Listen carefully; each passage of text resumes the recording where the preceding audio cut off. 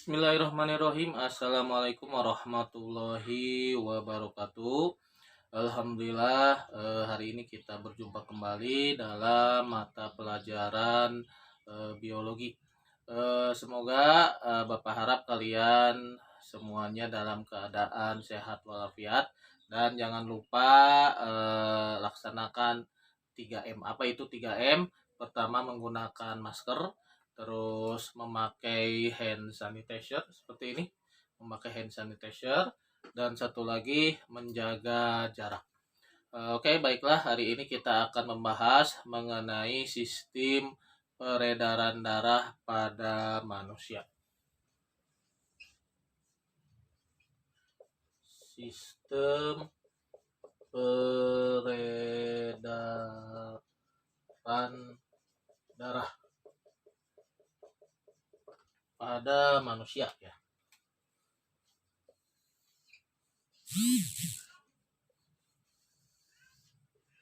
Oke.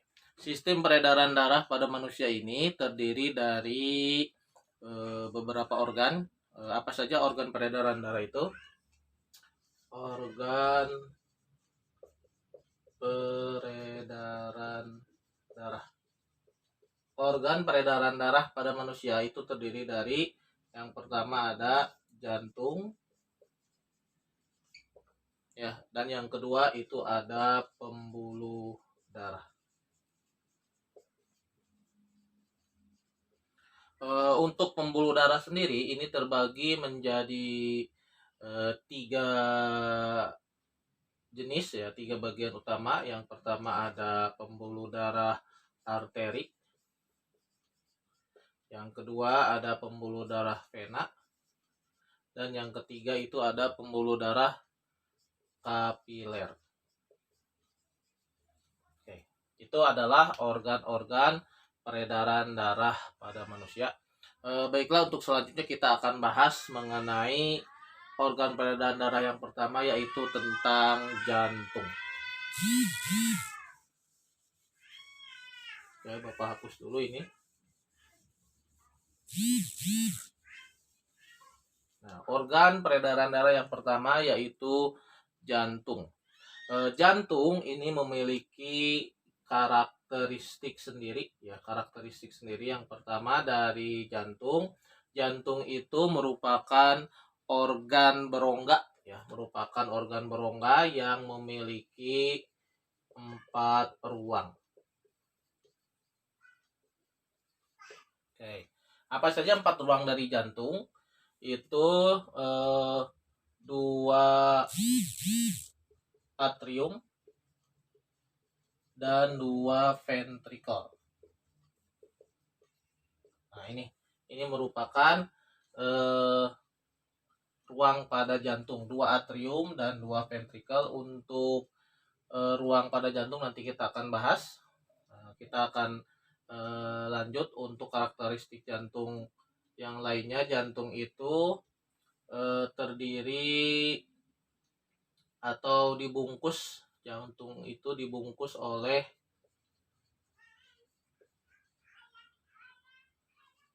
membran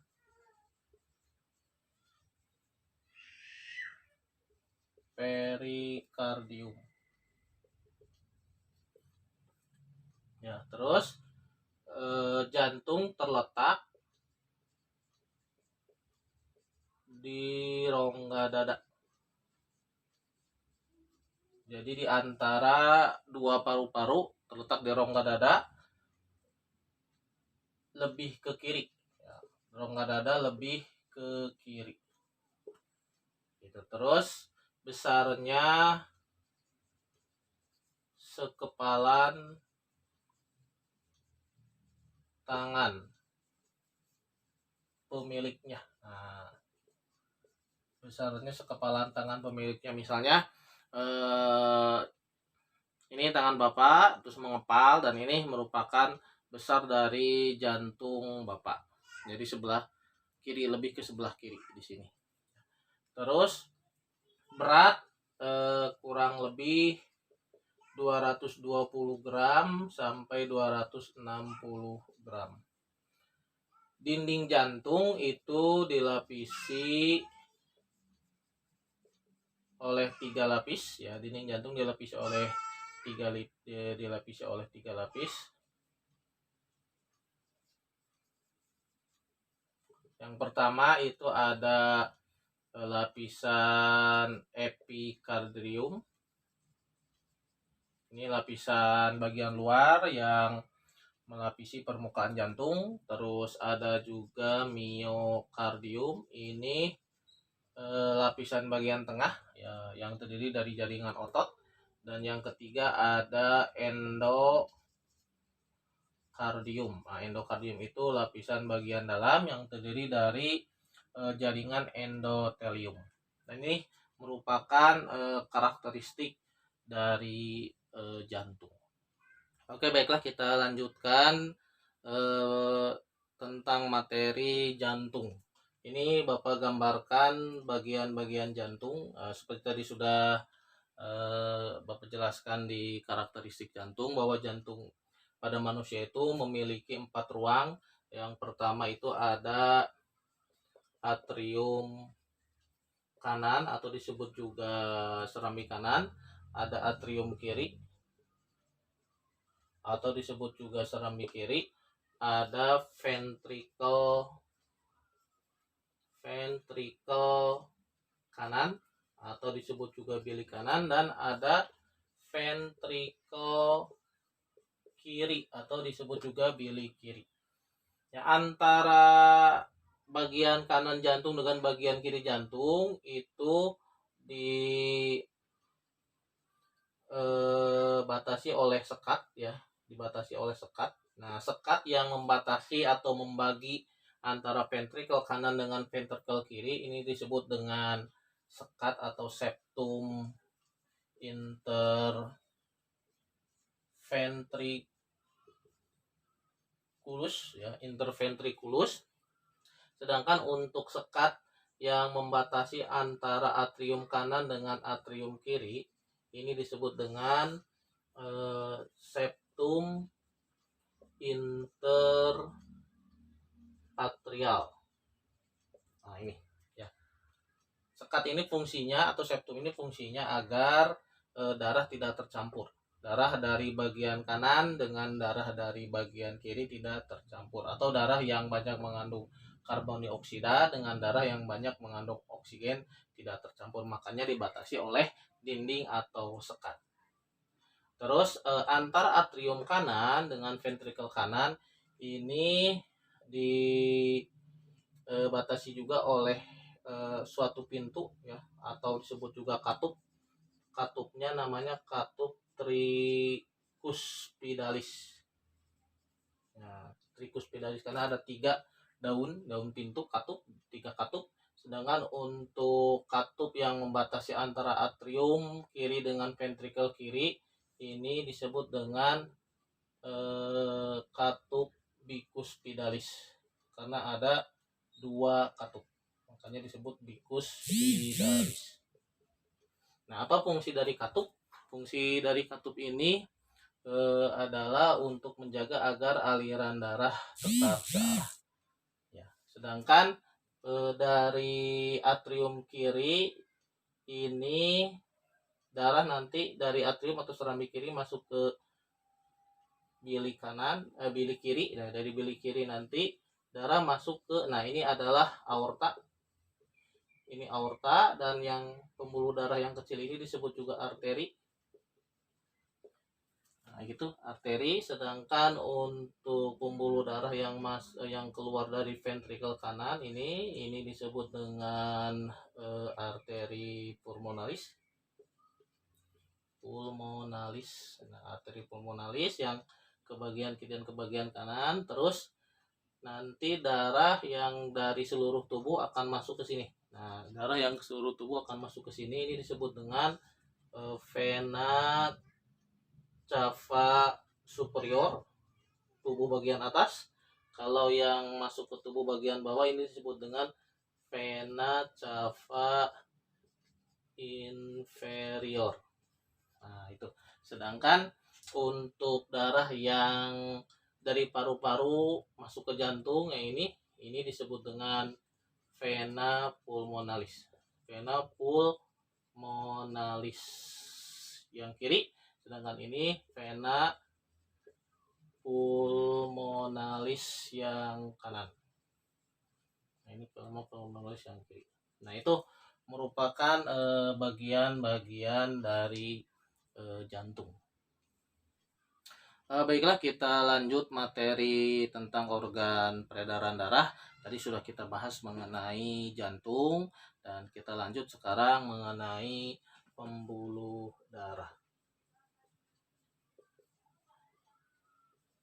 Nah, ini untuk pembuluh darah pada manusia itu terbagi menjadi 3 macam ya. Yang pertama ada pembuluh darah arteri, atau bisa disebut dengan pembuluh darah nadi. Pembuluh darah arteri atau nadi ini fungsinya untuk membawa darah keluar dari jantung ya, atau memompa darah keluar dari jantung. Yang kedua itu ada pembuluh darah vena, atau disebut juga pembuluh darah balik. Namanya balik berarti pembuluh darah vena ini fungsinya untuk membawa darah menuju ke jantung atau balik lagi ke jantung. Dan antara arteri dan vena ini dihubungkan oleh pembuluh darah kapiler. Jadi pembuluh darah kapiler ini merupakan pembuluh rambut. Fungsi utamanya itu untuk menghubungkan antara pembuluh darah arteri dengan pembuluh darah vena. Itu untuk pembuluh darah. Nah, untuk karakteristik sendiri tentang pembuluh darah, ini akan menjadi tugas buat kalian. Tugasnya yaitu Bapak hapus dulu ya. Untuk tugas hari ini,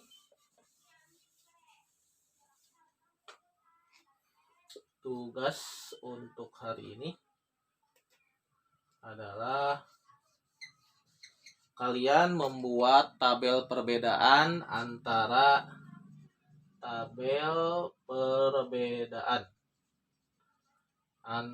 pembuluh darah arteri dengan pembuluh darah vena.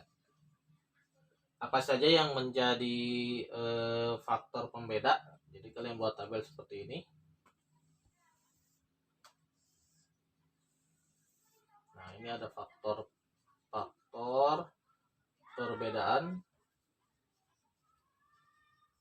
Nah, ini pembuluh darah arteri atau disebut juga dengan nadi. Dan ini adalah pembuluh darah vena atau disebut dengan balik. Nah, apa saja yang menjadi faktor perbedaan? Yang pertama, dinding. Nah, dinding antara arteri dan vena, dindingnya seperti apa? Yang kedua, jumlah. Nah, jumlahnya itu banyak atau tidak. Yang ketiga itu arah aliran. Terus yang keempat, kandungan darah ya. Kandungan darahnya banyak oksigen atau sedikit oksigen, atau banyak karbon dioksida atau sedikit. Nah, itu kandungan darah. Terus yang kelima ada tekanannya gimana antara arteri dan vena ya. Terus yang keenam itu letak. Nah, letaknya itu di mana? Arteri letaknya pada tubuh di mana, vena letaknya pada tubuh di mana. Dan yang terakhir itu macam. Nah, macam pembuluh arteri macamnya ada berapa, vena macamnya ada berapa. Nah, itu mungkin untuk tugas hari ini ya. Untuk tugas hari ini Bapak ulangi, buatlah tabel perbedaan antara arteri dengan vena dengan faktor perbedaan seperti yang tertulis di papan tulis ini. Oke, itu mungkin untuk materi tentang organ-organ peredaran darah. Bapak cukupkan sekian. Jika ada yang kurang paham atau kurang dimengerti, silakan hubungi melalui WhatsApp atau aplikasi yang lain. Mohon maaf jika ada kekurangan. Wabillahi taufiq wal hidayah. Wassalamualaikum warahmatullahi wabarakatuh.